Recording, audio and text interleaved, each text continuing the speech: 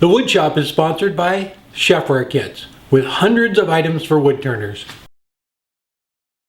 Alright, welcome back. You might remember a while ago I got a bunch of Myrtlewood, so I was starting to process it and I was doing some cutting boards, so I thought I would show you how I do that. Let's go ahead and get started. Alright, so I lay my board out and then I mark all the defects on it, so I know where they're at, all the cracks and little knots and stuff, and so I don't have that in the cutting board.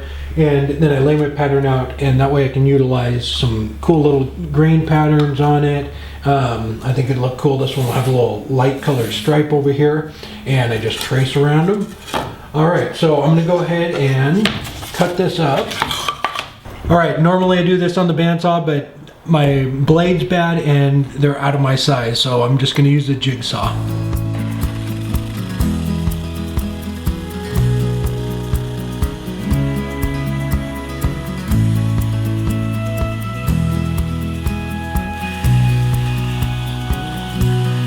Alright, I got them all cut out. It's the bandsaw makes a much cleaner cut, so I'm going to run them through the oscillating sander real quick and then run them through the surface sander to clean that up.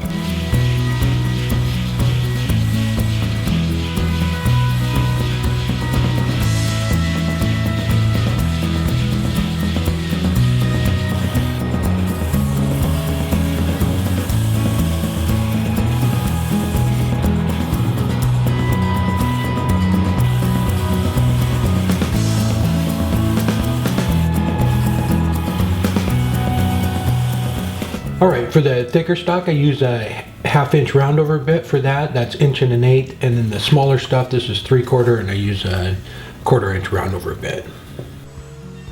Drew over at the Rocking H Woodshop had a great little tip for getting rid of the burn marks when you're using your router. So just leave it down a little bit and then raise it up flush when you do a final pass, and it gets rid of those burn marks. It's usually because you're going too slow or your bit's dull. I'll put a link down below to that video. I just start out with 100 grit. It makes it easier to round over the corners and make it nice and smooth.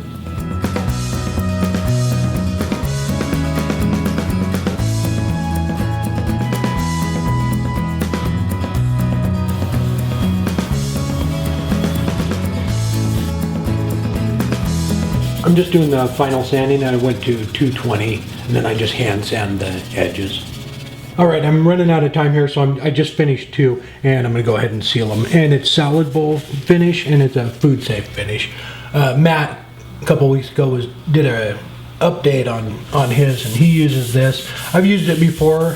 I normally put the wax on, but he says this is a lot more durable, and he has had some cutting boards in the houses that still look like new after a couple of years. So I'm going to put this on.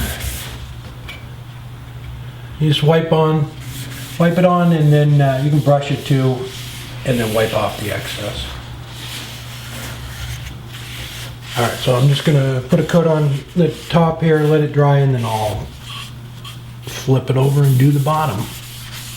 Alright, I'll get the rest of them done and put some pictures up on Facebook. This one and the round one, the reason I made the handle like that is I wanted to drill it out. I think that just adds a nice touch. I just used a Forstner bit and then took a roundover bit. If you were just making one of them, probably less than an hour project, and they make great gifts with Christmas coming up too.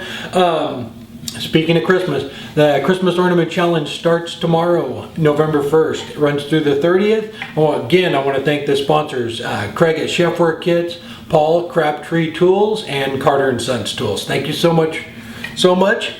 As always, thank you for watching, and don't forget to subscribe.